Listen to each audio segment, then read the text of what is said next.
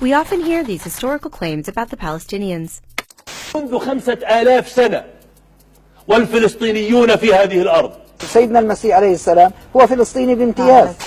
In a highly politicized debate, it's worth asking, what's fact and what's fiction?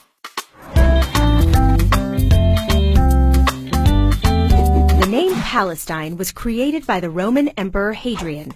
During his rule, Hadrian massacred the rebellious Jewish population in the Kingdom of Judea and sent most of the remaining Jewish population into exile. Hadrian was determined to obliterate thousands of years of Jewish presence in the land of Israel, going back to the time of the Bible. Archaeological evidence demonstrates a continuous Jewish presence beginning in 1300 BCE. And so, he decided to rename the province of Judea, Syria Palestina, after the nemesis of the Jews, the Philistines. The Philistines were an ancient people that, like many others, had vanished over time and have no connection to today's Palestinians. While Hadrian exiled many, the Jews have maintained a continuous presence in the land of Israel ever since, building strong communities in Jerusalem, Safed, Hebron, and Tiberias over the years. Judea was the last independent state that existed in the land. Century after century, the remaining Jews, as well as other groups, lived under the rule of successive foreign empires that called the area by different names. But in Europe, the Roman word Palestina remained the geographical term that was used most frequently.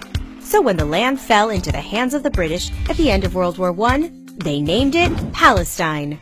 The League of Nations, a predecessor to the UN, granted the victorious World War I powers mandates to control the Middle East and prepare the local peoples for independence. This area came under the British Mandate of Palestine. Two populations lived under the Mandate of Palestine, Arab Salam. and Jewish. Shalom. While the Arabs, for the most part, preferred to see themselves part of Greater Syria, the Jews adopted their new association as residents of Palestine. And so, the Jewish-founded Palestine Symphony Orchestra would, upon Israel's independence, become the Israeli Philharmonic.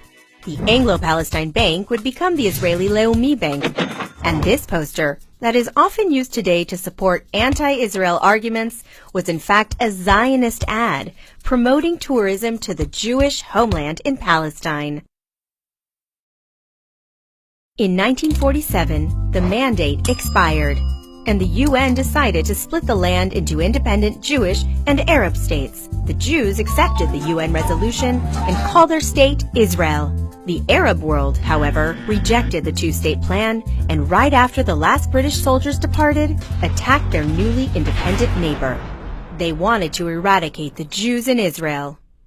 Against all odds, the Jewish people in Palestine, without a regular army or an air force, were able to defeat all of the Arab armies who came to destroy them.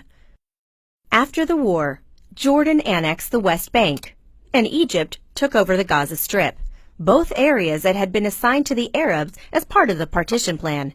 Neither country saw a need to set up an independent state in these areas. As a result, an Arab state did not materialize in the former British Mandate of Palestine. In 1964, the Arab League founded the PLO, Palestine Liberation Organization. This was the first time this Arab group, that previously defined themselves as Syrians and Egyptians, started naming themselves the Palestinian people. The PLO demanded the entire area of the mandate, though it called for the destruction of Israel, but did not challenge Jordanian and Egyptian rule.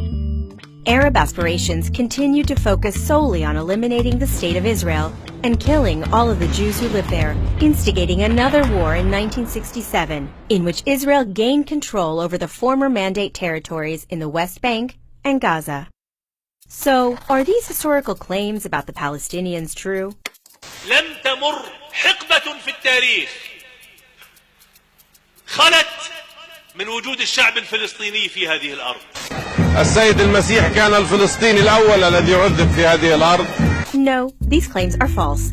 The name Palestine was only created in 134 AD, and the Arab population that lived in Israel during the British Mandate only started calling themselves Palestinians in 1964.